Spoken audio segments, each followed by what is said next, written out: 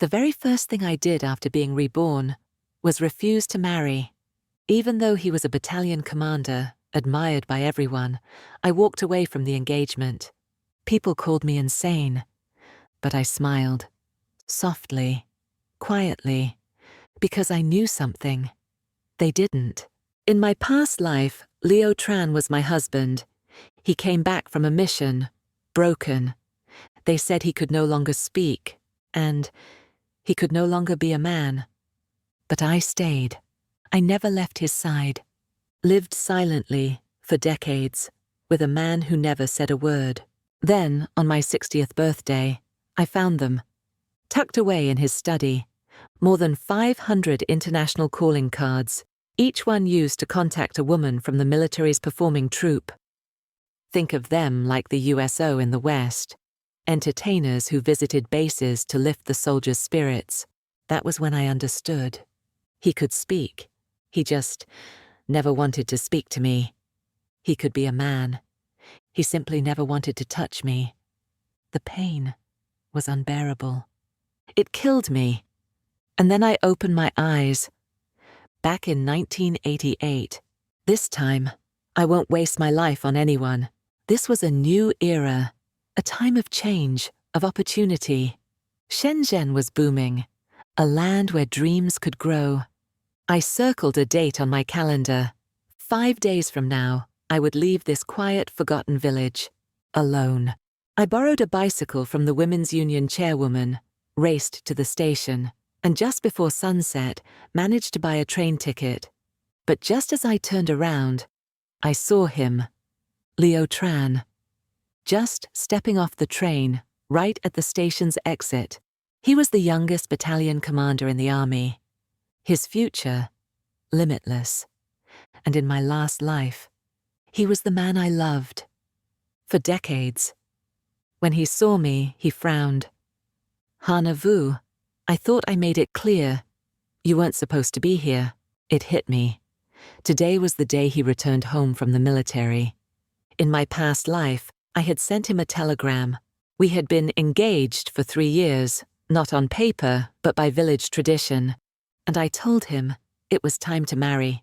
I said, if he wouldn't pick me up, I'd bring my luggage to the base and find him myself. So, reluctantly, he came and told me not to come next time. Even then I knew he was pulling away, and I was devastated. We weren't married by law, but back then in the village, we were husband and wife. But not in this life. This time, I wouldn't beg. I wouldn't follow him into the army. I had forgotten he was even coming back, and honestly, I didn't care. When he saw me, his expression darkened. "What's the rush?" he said, his voice cool. "We're still young. There's no need to marry now. The army isn't a place for comfort. If you follow me, you'll only be a distraction." He was looking for an excuse, a way to push me away. But I gave him none. I met his gaze and answered, calm and steady. "I didn't come to see you, and I agree. It's too soon to talk about marriage. I won't be joining the army with you."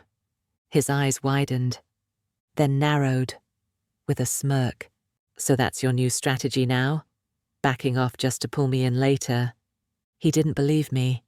He thought I was playing hard to get, that I loved him too deeply to walk away. But I didn't explain. Why bother? In 5 days, I'd be gone. He gave me a ride home, on the borrowed bicycle. Not a word passed between us. That silence. It reminded me of everything. Of the marriage we once had.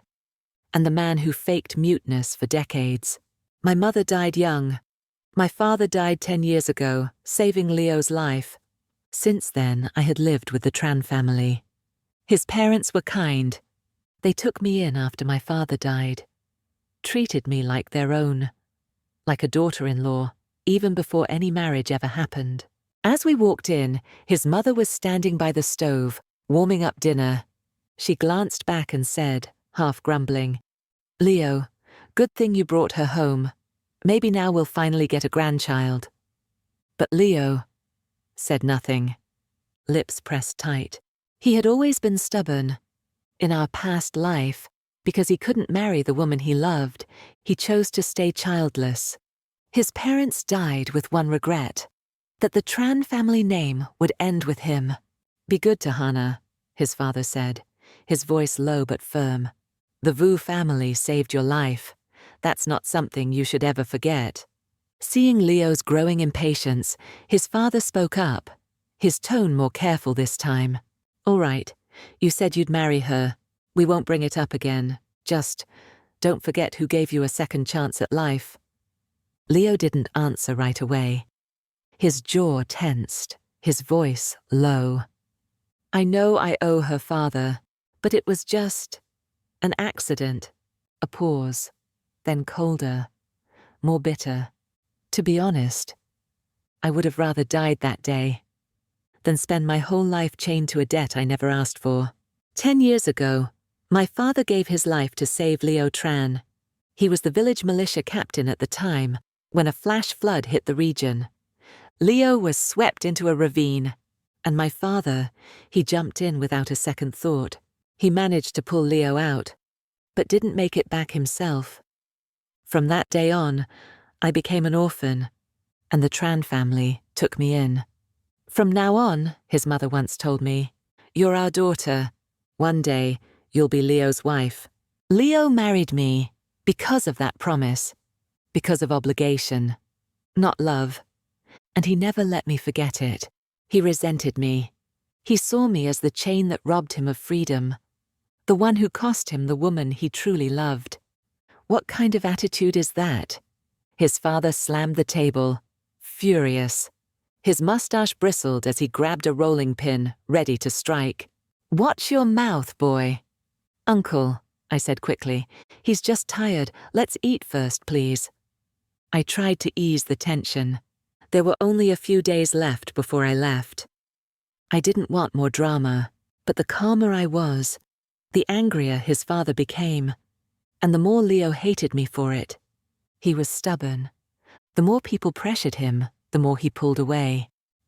Just as we sat down at the table, before anyone could touch their chopsticks, the village loudspeaker crackled on.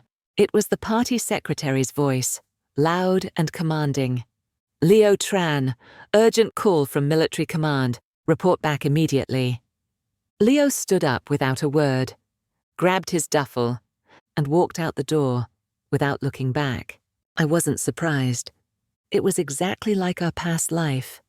Every time he came home, he never stayed, because she would always call Lana Yen.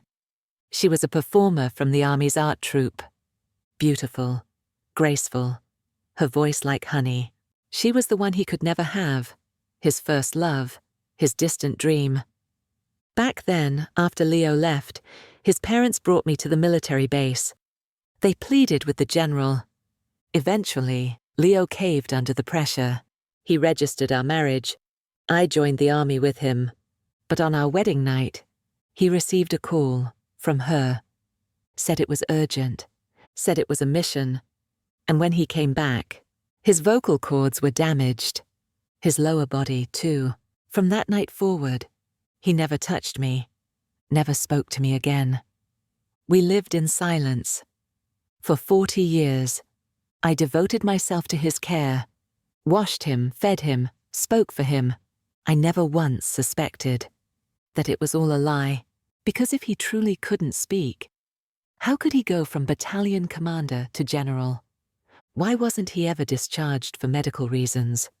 Why could he give orders perfectly at the base, yet come home and act mute? I was too trusting, too obedient, and because I never questioned him, he hid the truth for decades.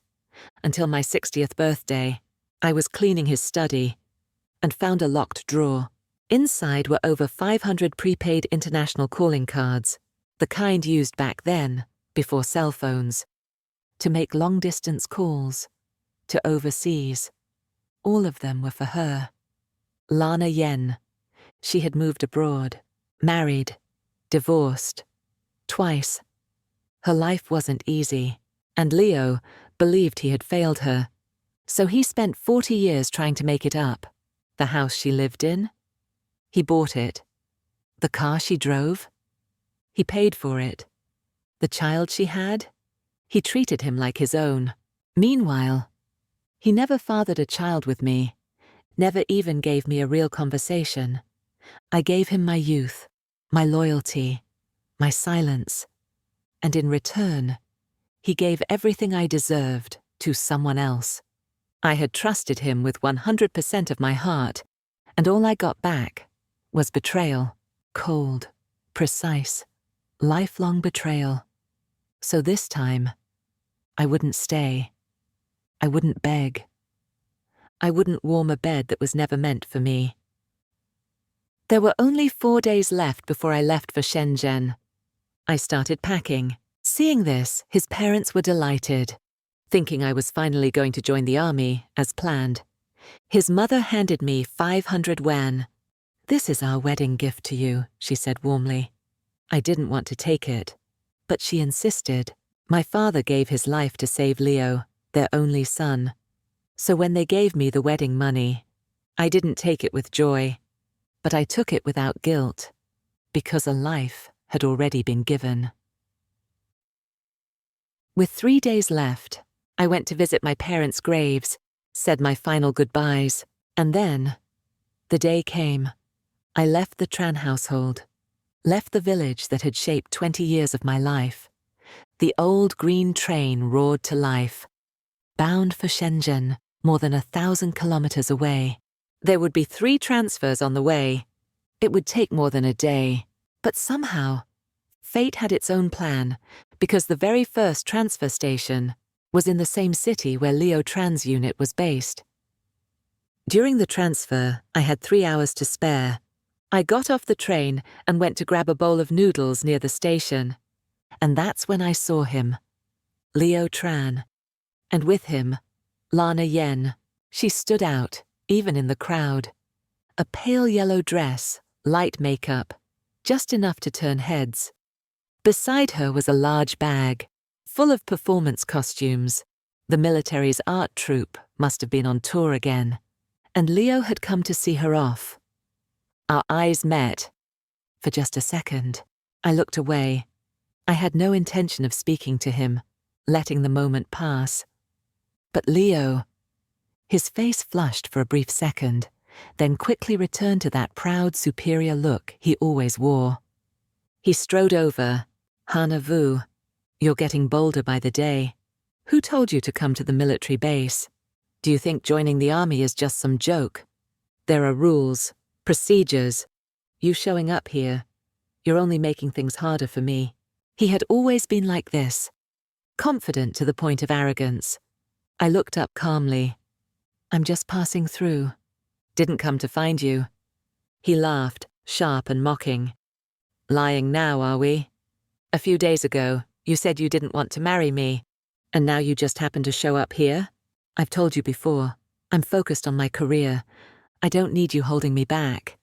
He was about to go on when Lana Yen stepped in. Her voice, soft, fragile, the kind that makes people want to protect her. "Leo, why don't you step outside for some air? I'll speak to Hana. She came all this way. Let's not be unkind." Leo snorted, then walked out. The moment he was gone, Lana's smile vanished. She leaned closer, her voice low, cutting.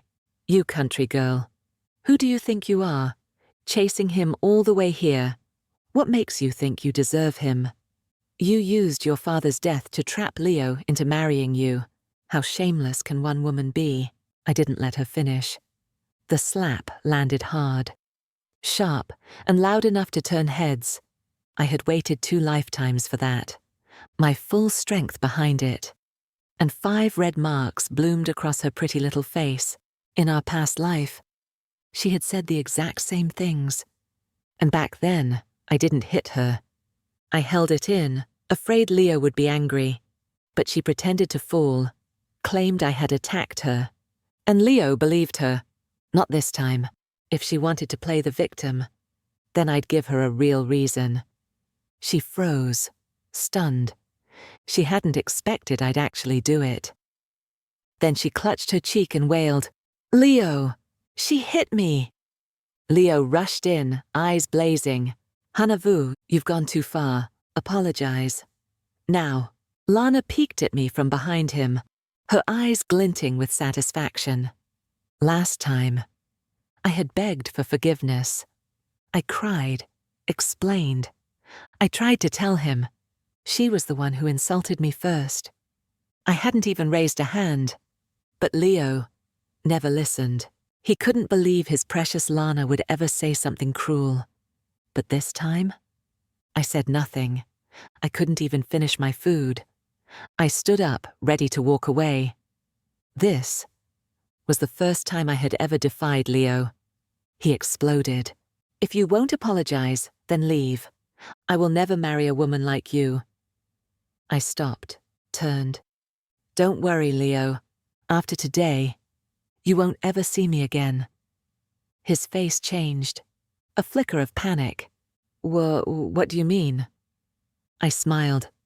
Cold, clear, exactly what you hope for. Our engagement. Consider it cancelled. From this moment on, you and I have no connection. My father was a good man. He would have saved anyone that day, not just you. He didn't give his life so that I could force you into anything. His daughter isn't so low that she needs to beg to be married. For once, Leo Tran looked ashamed. Truly ashamed. I didn't mean it that way. I've always been grateful to your father. I shook my head. You don't need to be grateful. He's dead. Those words meant nothing anymore. I turned my back to him, walking toward the train station without hesitation. He thought I had changed my mind, that I was going back with him. He actually sighed in relief, then ran after me. Let me take you home. About joining the army. I just need a few more days to think. How ridiculous. Even now, Leo Tran still didn't believe I truly wanted to leave him. I didn't even bother answering. Just then, Lana Yen suddenly knocked over the table. A bowl of noodles I'd barely touched spilled straight onto her. Leo stopped in his tracks. Of course he did. She was the one he could never let go of. As he knelt beside Lana, he didn't even glance at me. All he said was, "Call me when you get home." Then he turned and walked away. And that was it. I said goodbye in silence.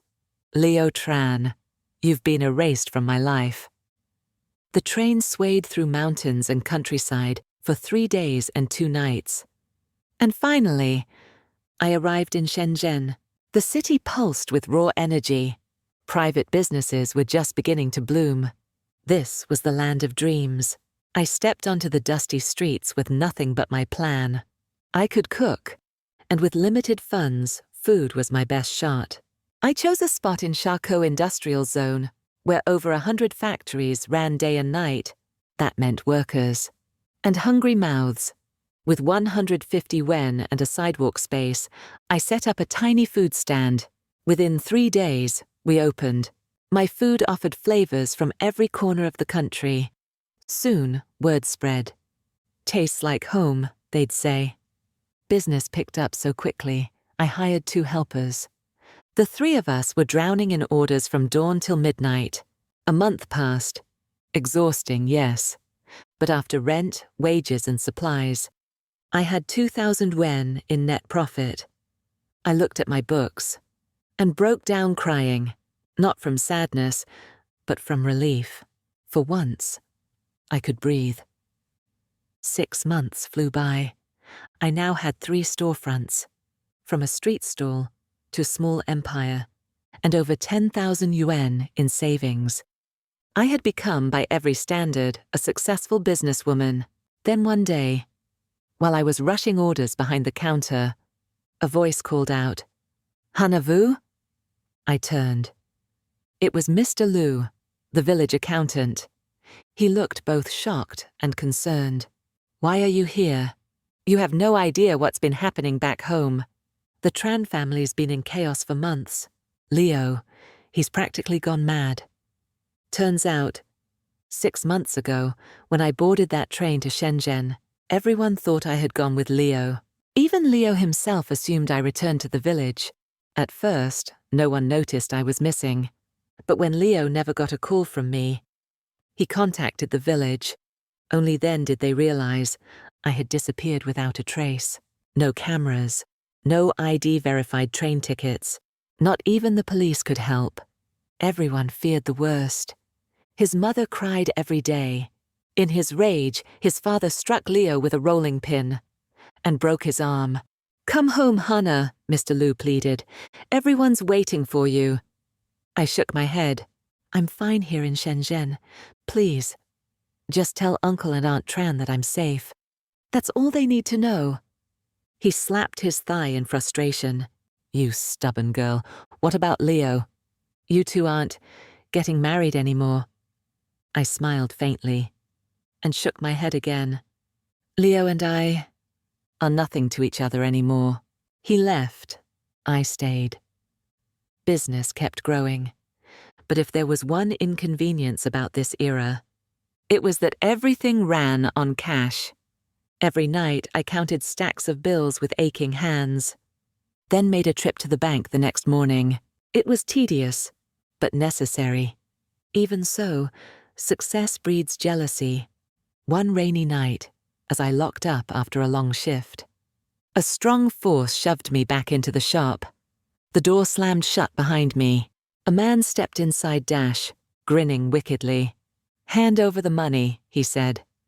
He looked me over with a crooked smile. "You're actually pretty," he muttered. And then he shoved me down against the table. I bit his arm, hard, drawing blood. He screamed, clutching his hand. I ran straight to the kitchen and grabbed a kitchen knife. "Stay back," I warned, breath sharp.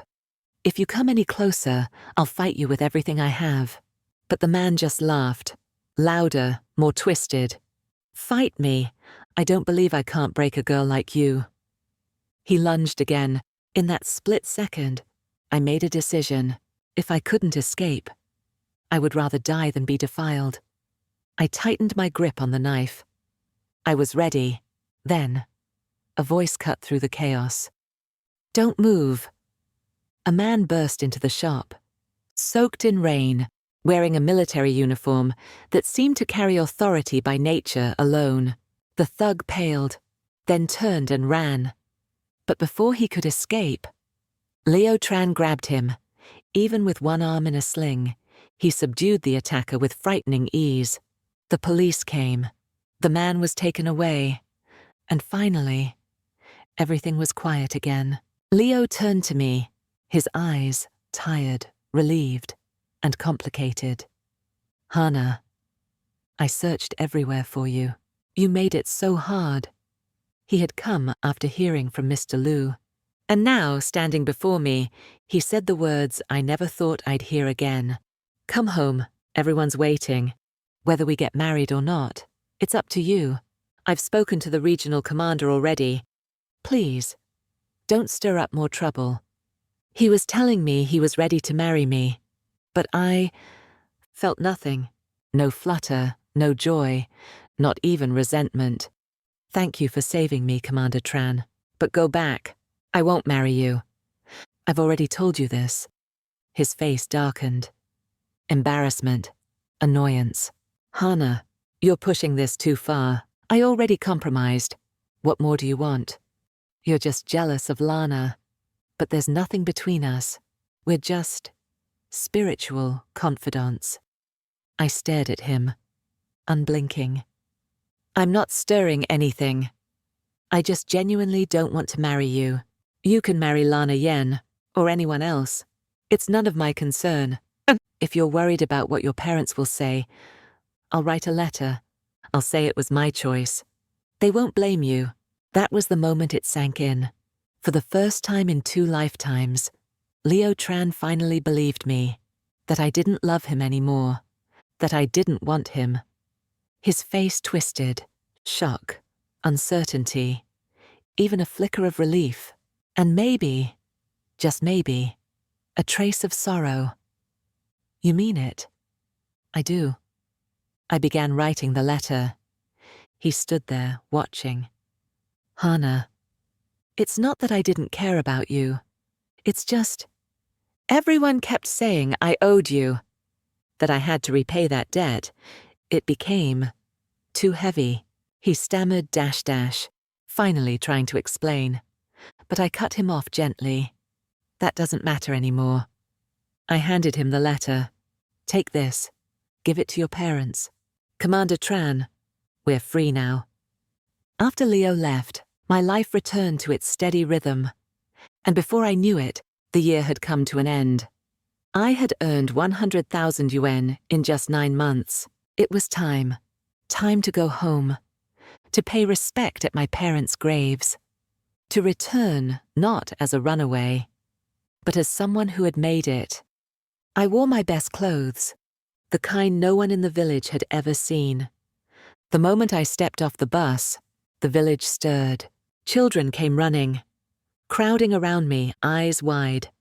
I brought New Year gifts, bags of fruit, boxes of candy, and an entire sack of White Rabbit sweets. Every child got some. Their laughter echoed through the streets. I visited every household that had helped me after my parents died. For each, I gave a red envelope. Inside, 200 wen, an enormous sum for this little village. And for Uncle and Aunt Tran, the people who raised me for 10 years, 1,000 yuan each. Even if I couldn't be their daughter-in-law, I could still repay their kindness. Uncle Tran refused. Hannah, we can't take this. Our family owes you far too much.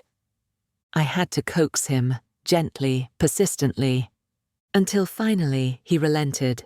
They didn't accept the money. They accepted the sentiment. Then came the 29th day of the Lunar New Year. Uncle and Aunt Tran insisted I stay with them for the holiday. I agreed, but just as the wind picked up outside, 2 more guests arrived, Leo Tran and Lana Yen. He looked at me, stunned. She looked at me, eyes filled with jealousy. Lana Yen stared at me, at my bright red winter coat and high-neck sweater, as if she were about to breathe fire. They were back.